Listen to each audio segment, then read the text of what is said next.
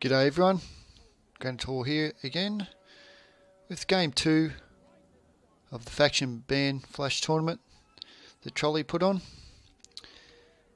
And today I'm playing against Oblix, and he's brought Nervii, and I've taken Glacier. And I'll go through my build. 2 Mercenary Cappers on the left, the Glacian Spears, 2 of them.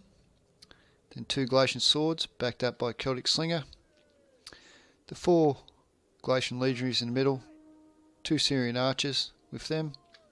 And on my right flank, 2 Glacian Swords and 2 Glacian Spears, backed up by another Slinger. Glacian Raider, and then my General is the Noble Horse.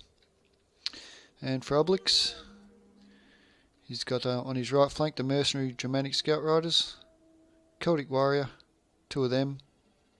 Celtic Warrior and Fierce Sword, and then 2 Levy Freeman. For his skirmish, he's got the 4 Celtic Slingers again. Out the back, he's got the 4 Oathsworn. One of them is Gen. He's got the 2 Mighty Horse, another Glacian Raider here, Germanic Scout Rider, sorry. And then he's got the Levy Freeman, Fierce Sword, and Celtic Warrior. So, deciding to push my flanks hard, spreading right out as you can see, and trying to front off with his Oathsworn against my Glacian Legionaries. He's going to try and come in here with his Scout Riders, get a volley off on my Capitations. Got these Slingers laying down a bit of fire on him, and then also got the Glacian Spears ready and to throw a javelin at him or 2.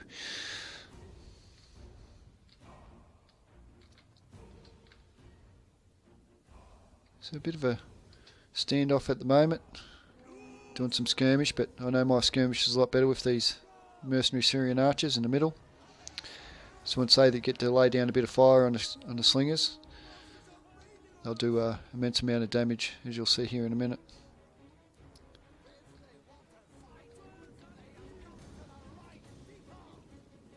He realises that and gets them out of there.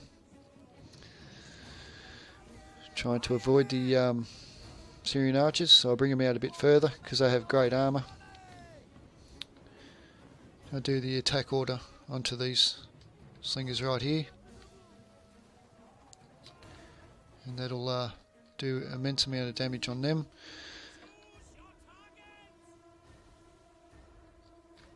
So they'll start dropping quite rapidly soon. Already down by 3 men and a lot of HP damage. So I'm bringing in the Capitations just to turn them away a bit, get a few back shots. Same thing over here. He's pushing up his Mighty Horse to try and push my skirmish back. And he's going to commit a little bit too far.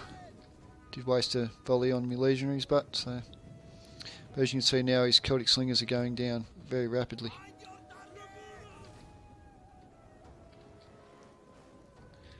And with their back faced, they're only going to go down more quickly. They're devastating these archers from the front and from the back. They can really do some heavy damage. So you can see there, down to 86 men. That dude's got an arrow through his arm. Well, he did have. Disappeared. It's a magic arrow. So they're just going down quite rapidly now, and that'll be the end of them against the Syrian Archers who have only lost 1 man. That's why I like having the Syrian Archers in the middle with this build. Just gives you a bit of a skirmish advantage, and once you're done there, you can kind of concentrate on the Oathsworn as I'm doing here now. Where I seen that the Fierce Sword was a juicier target. So I can win on sides here because I've got the Glacian Swords. We're going to get tangled up with the Levy Freeman. You get a nice little precursor volley off there.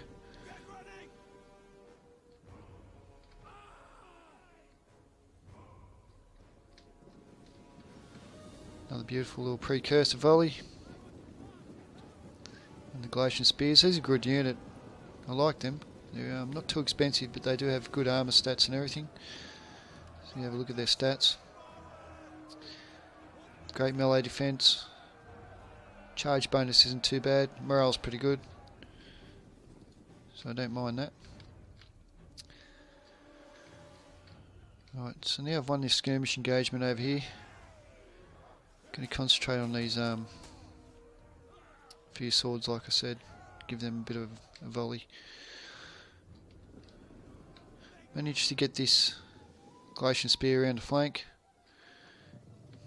And then doing a charge order in on the Celtic Warriors. It's a good charge. Devastates them. And they'll start dropping pretty rapidly there. Then I change the attack order straight back into this spear to get rid of that Levy Freeman, and then pull my cav back out. So the engagement's happened here. Going to try and pin this Mighty Horse in, and his Celtic Warrior's all but gone. This Glacian Sword's going to have a hard time against the Fierce Sword, but I am still shooting it. Oh, I've changed my attack order with these to the Oathsworn now. Trying to soften them up before the engagement happens. Do some HP damage. So the Glacian Sword, like I said, would go down to the Fierce Sword pretty easy. But looks like I've got the advantage over here. I'm going for a charge. My horse is on the Fierce Sword. Try and get rid of that. Glacian Spear into the Mighty Horse, and that is never good for a horse to run into spears, especially them kind of spears. I'm going to wrap this Glacian Legionary around the back to get rid of this Fierce Sword now.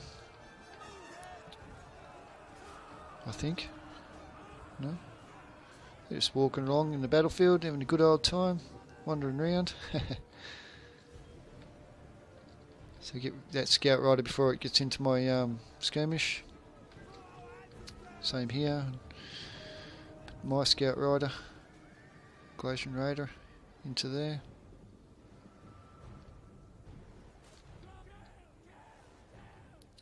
So I've got the left flank there pretty stitched up. And the Celtic Warriors into the Glacian Spears. Fierce Swords into the Glacian Spears. And I've got my two Glacian Swords free and ready to get a rear charge in here. Precursor in the back, and then they'll jump in here, and that'll be the end of that Fierce Sword. Right, now it's time to take care of these Oathsworns. So I'm just going to lock them up front on, because now I've got the numbers advantage. Get my general in here. Do a charge through the back of my own troops. It's still going to help against the general. So some rear charges going on now. Now I've won the left flank, I can just do the rear charges all day with my cav. That's a good thing about winning the cav fight. And getting rid of their skirmish, and concentrate on your skirmish to get some good shots on the Oathsworn, and then the rear charges as well. So I like to stack my flanks with the spears to help out my cav, so I do have my cav here ready to help out in this way with some good rear charges. Just mows them down.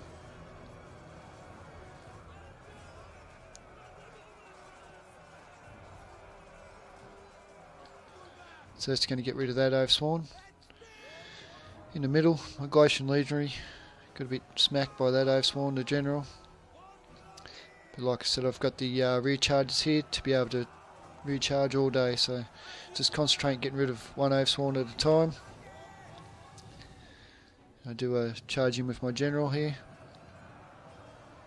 which is a good charge. That does a good job on that one. Then pull my general out.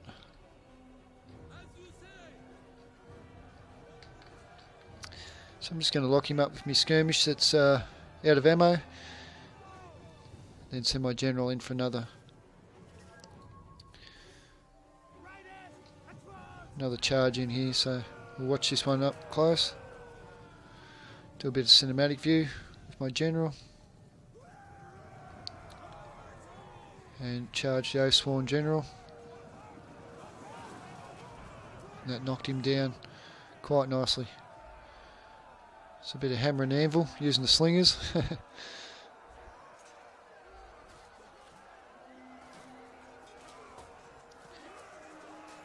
My general's having a good old time there.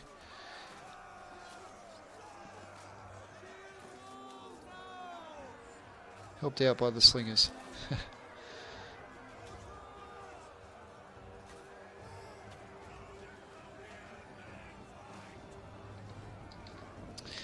And all over the field, he's breaking at the moment. Then you've got the just the Oathsworn that are hanging in there. The mighty Oathsworn. Nothing seems to bother them too much. The only ones on the field, but they're still hanging in. And that is that. Good game by Oblix. But, this Galatian build is one of my best. I've got it down pat now. And we'll have a look at the results of the battle. As you can see, my mercenary Syrian archers done well. Galatian swords done their job, but these Galatian spears on the flank are just excellent. I like them. They're very good unit. Galatian swords done well there. The middle line of Galatian legionaries didn't go too good, but they've done their job. Kappa's done well. And then you got for him the Oathsworn are really good, done well. So good game to Oblix, and I'll have the semi-finals up for you next, and we'll see how they go. Thanks for watching.